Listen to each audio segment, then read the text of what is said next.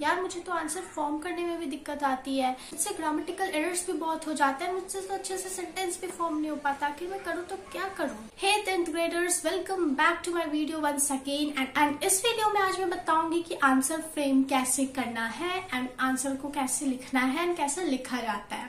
तो बेसिकली ये प्रॉब्लम आती है हमें एसएसटी में, या तो इंग्लिश में या तो हिंदी में। तो एसएसटी का मैं ऑलरेडी आप लोग को बता चुकी हूँ, तो आज मैं मेनली इंग्लिश का बात करूंगी एंड हिंदी का मैं नेक्स्ट वीडियो में बात करूंगी। वैसे आंसर फ्रेम तो तरीका तो एक ही होता है, आप लोग को बस समझना उस चीज को। तो मैं शुरू करूंगी सबसे पहले टॉपिक से कि देखो आंसर फ्रेम नहीं हो पा रहा है, इसके भी दो तरीके के बच्चे होते हैं। एक होते हैं इनका बेसिक ही पूरा हिला हुआ रहता है, उन्हें रीड करने में भी दिक्कत होती है, अंडरस्टैंड करने में भी दिक्कत होती है इंग्लिश, एंड वो लिख भी नहीं पाते हैं। उनको ग्रामेटिकल मतलब कहाँ क्या लिखना है, उनका बेसिक थोड़ा वो रहता है। एंड देन दूसरे तरह के बच्चे वो होते हैं जिनका बेसिक वगैरह सब ठीक है, बट उनको समझ में नहीं आ रहा कि आंसर लिखना शुरू कैसे करें एंड पूरा कंप्लीट कैसे करें। हो सकता है ग्रामेटिकल मिस्टेक्स भी बहुत कर देते होंगे। तो मैं इन दोनों तरीके के बच्चे का जिसमें डिस्कस करने वाली हूँ।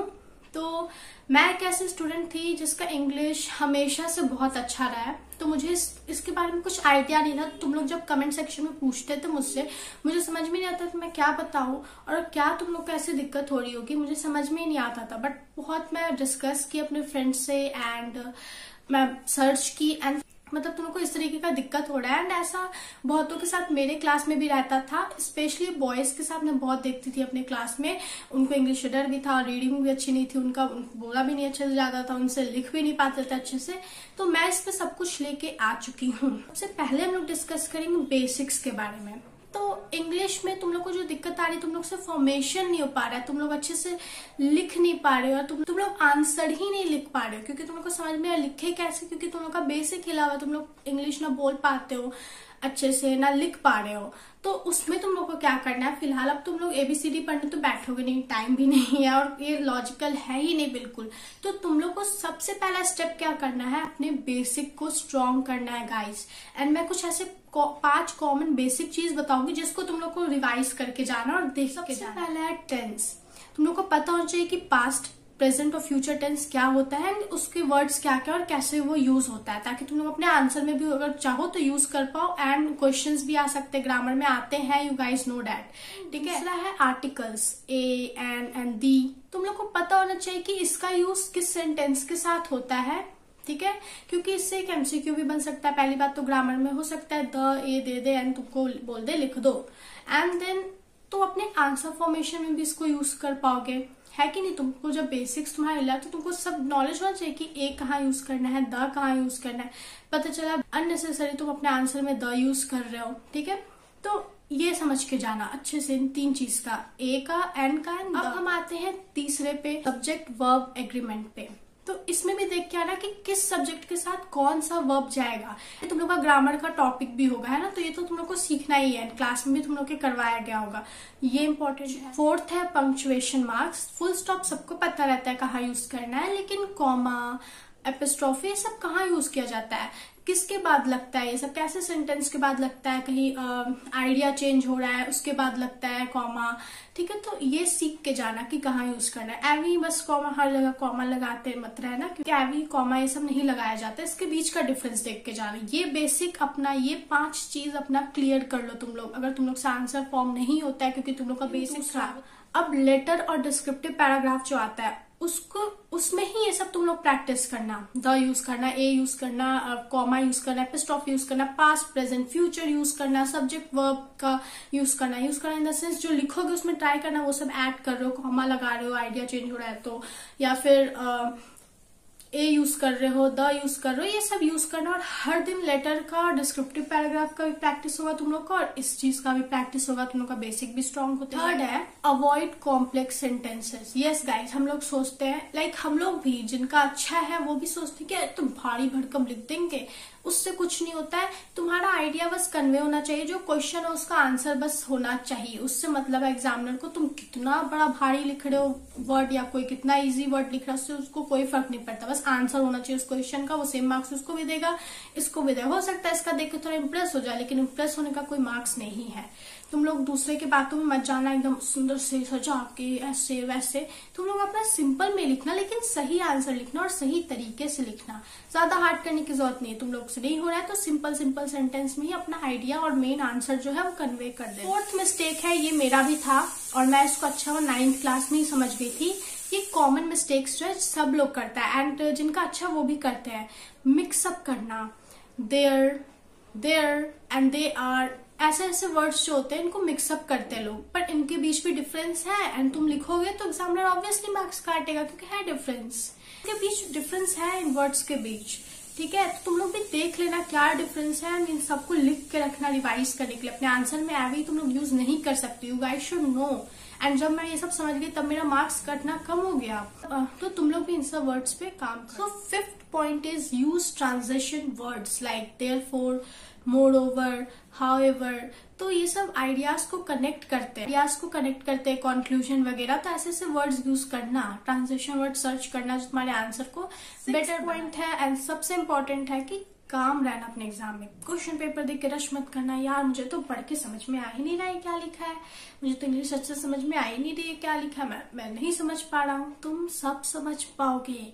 समझने के लिए पूरा सेंटेंस तुमको समझने की भी जरूरत नहीं है। कुछ ऐसे इंपॉर्टेंट वर्ड्स हैं जिनको तुम लेके जोड़ के पढ़ के समझ सकते हो, वो मैं आगे बताऊंगी कैसे, ठीक है। तो अपने एग्जाम में काम रहना, एटलीस्ट जितना आ रहा है उतना तो अच्छे से लिखना। 7th पॉइंट है रिवाइज करके जाना एग्जाम से पहले। ये सब कुछ बेसिक्स जो है, कॉमन मिस्टेक्स जो है, ये सब हर दिन थोड़ा थोड़ा करके रिवाइज करते रहना। सब कुछ पहले बना लो, कर लो ये सब, टेंसेस का, इसका, फिर आर्टिकल्स का डिफरेंस क्या है, ए एंड द का, फिर सब्जेक्ट वर्ब, ये सब का सब कुछ जो पता है वो सब कर लो।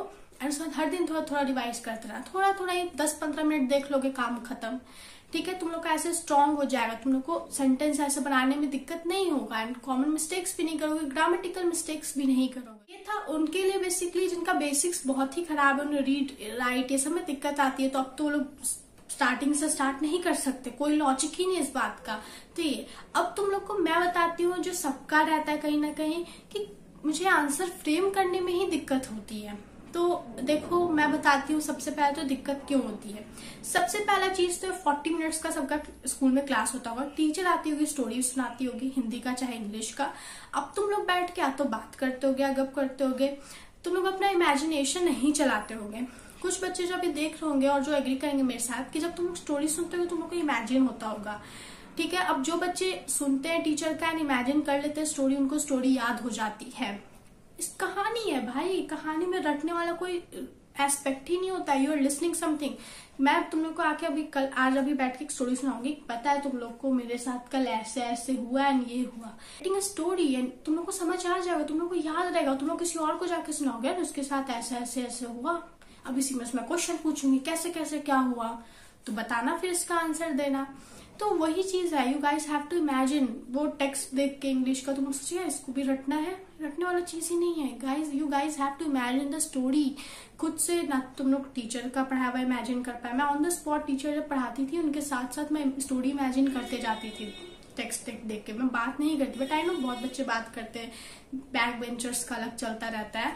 तो तुम लोग क्या करना, अपना बुक खोलो, खुद से रीड करो पूरा स्टोरी एंड समझो ये लाइन अच्छा ऐसे हो रहा, अच्छा अब आगे ऐसे हो रहा है, ऐसे खुद से रीड कर करके। इंग्लिश हो हिंदी में तो कोई दिक्कत ही नहीं हो चाहिए स्टोरी को इमेजिन करने, क्योंकि तो हिंदी में ही लिखा हुआ है कैसे। एंड अगर फिर भी तुमको इंग्लिश पढ़ के मतलब ऐसे दिक्कत है, तुमको रीडिंग और वो तो करना पड़ेगा। अब तो तुमको करना पड़ेगा एग्जाम देने के लिए, खुद से बुक रीड करना पड़ेगा, स्टोरी समझना पड़ेगा।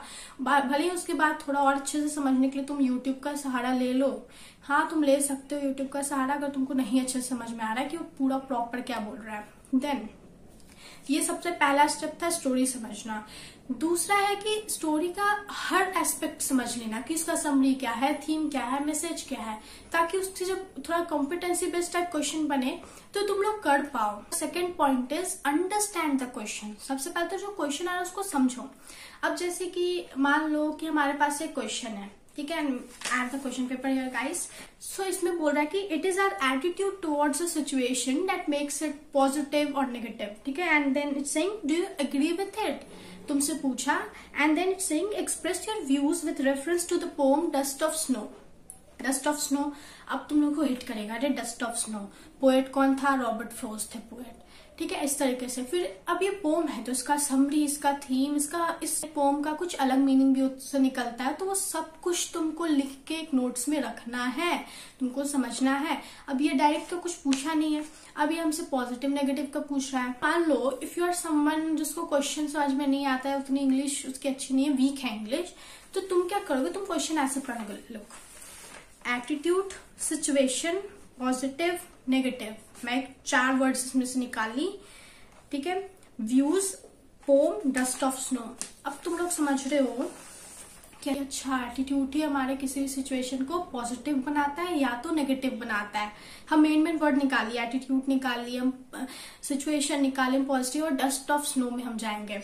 अब हम देखेंगे कि ऐसा क्या हुआ था डस्ट ऑफ स्नो में, तो हम अच्छा हाँ वो गया था ट्री के नीचे, क्रो ने डस्ट ऑफ स्नो ऐसे उसके ऊपर किया तो वो खुश हो गया, वो 2 सैड आ रहा था लेकिन उसका मूड पूरा चेंज हो गया, खुश हो गया, उसको पॉजिटिवली लिया। वो चाहता तो उसको गुस्से में ले सकता था और सैड हो सकता था कि लो यहाँ पे भी ले हो गया, यहाँ पे भी कौआ को हम लोग उसमें ये भी बताया गया कि साइन देखते हैं हम लोग क्रो को, उसमें बताया गया है।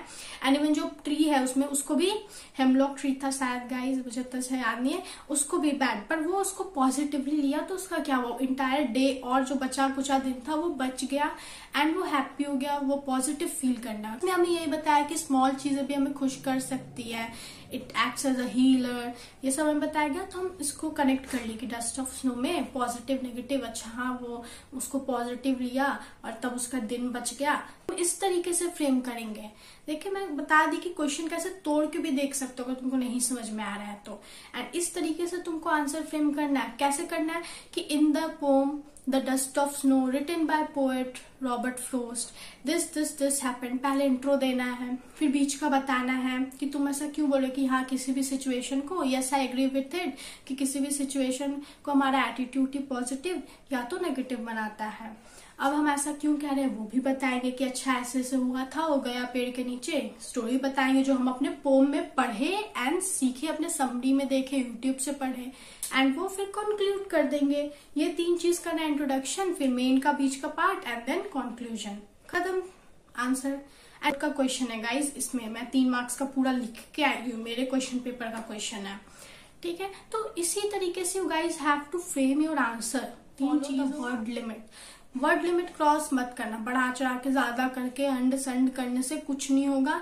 आई सेड ना कि सिंपल रखना, अगर तुमको हार्ड वर्ड्स नहीं है, कुछ अच्छे वर्ड्स नहीं है तुम्हारे वोकैबुलरी के डिक्शनरी में, then guys do not have to worry about it, please simple लिखो, कोई जरूरत नहीं ऐसे इम्प्रेस, कुछ नहीं, इम्प्रेस का कोई मार्क्स नहीं देते। मेन आंसर बस तुमको लिखना है क्वेश्चन का, सजाने धजाने सबसे कोई मतलब नहीं होता है, दे वोंट सी इट, वो इम्प्रेस होंगे, अपने मन में होंगे, पर वो चॉकलेट लाके हमें नहीं दे रहे हैं, ठीक है ना, कि हाँ आज तो एकदम सजा के टॉपर जाए, मुझे समझ में नहीं आया, क्वेश्चन है आंसर लिखो। मैं ये गलती कर चुकी हूँ, जितना अंडरलाइन करोगे तुम लोग मेन पॉइंट्स, मैं अपने पहले वीडियो में बताई हूँ, अंडरलाइन करोगे उतना वो लोग ध्यान देगा, रुक जाएगा, उसी पॉइंट को पकड़ लेगा, इसके आंसर का यही मेन पॉइंट है। मैं अपने उससे मिला के देखता हूँ मिल रहा है कि नहीं, और पता चला हाफ काट लिया, इसलिए नॉर्मल रखो, थोड़ा बोरिंग दिख रहा है दिखने दो, पढ़ेगा ही नहीं, उससे अरे लिखा है बच्चा, इतना है लिखा है बच्चा आंसर, मतलब थोड़ा सा ऊपर देख लिया, हाँ ठीक चलो चेक करके आगे निकल जाएगा।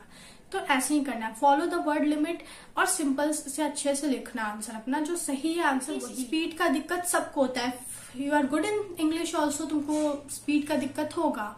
मुझे स्पीड का दिक्कत कभी से नहीं था, लेकिन मेरे फ्रेंड्स लोग को था, एंड आई हैव सीन मेरे एक क्लासमेट का छूटते हुए एंड उसे रोते हुए भी। तो टाइमर के साथ तो प्रैक्टिस करना, जैसे हर चैप्टर जब तुम लोग खुद से पढ़ोगे, उसका सब कुछ करोगे, देन कुछ एक्स्ट्रा इंपॉर्टेंट क्वेश्चन सर्च करना यूट्यूब पे जाके, PYQs इस चैप्टर के इंपॉर्टेंट, उससे क्वेश्चंस निकाल के खुद से लिखना, उसके आंसर ट्राई करना लिखने का कि तुमको आ रहा है कि नहीं, जो लिखोगे वही लिखना। एंड फिर जो तुम लिखोगे ना उसको रिव्यू करना कि यूट्यूब पे जहां से भी देख लो वहां क्या लिखो और तुम क्या लिखो, एंड उसको फिर इम्प्रूव करने की कोशिश करना, या हो सके तो याद ही कर लेना उस क्वेश्चन का आंसर। तो ये थी आज की पूरी video guys, and I hope आपको आज का ये वीडियो बहुत यूजफुल लगा होगा एंड अच्छा सब कुछ फॉलो करेंगे, एंड आई होप आप लोग अच्छा स्कोर भी करेंगे, एंड जरूर करेंगे। If you guys are like अभी तो 2 मंथ्स है, अगर तुम लोग जेन्युइनली पढ़ रहे हो इंस्टेड ऑफ जस्ट प्रोक्रेस्टिनेशन, क्योंकि आई नो प्रोक्रेस्टिनेशन बहुत लोग कर रहा है, मैं देख रही हूँ। Start doing guys, start doing. इधर उधर वीडियो 10 तरीके का देखने से कुछ नहीं होगा। जेन्युइन वीडियोस देखो जो जेन्युइन कुछ बता रहा है, ऐसे गूगल का या इधर उधर का ला के कुछ रख दे रहा है वो मत देखो। मैं यहाँ जेन्युइन तुम लोग के साथ शेयर कर रही हूँ, सब क्वेश्चन पेपर्स देख के एंड जो चीजें हैं वो बता दे रही हूँ तुम लोग को। Just start doing it guys, and जहाँ से पढ़ना है वो चैनल्स प्रेफर करो, और फालतू इधर उधर का 100 तरीके के बात मत देखो। Start study. So I hope आप लोग को ये वीडियो पसंद आई हो, और अगर आई हो तो do like share and subscribe. तब तक के लिए बाय बाय।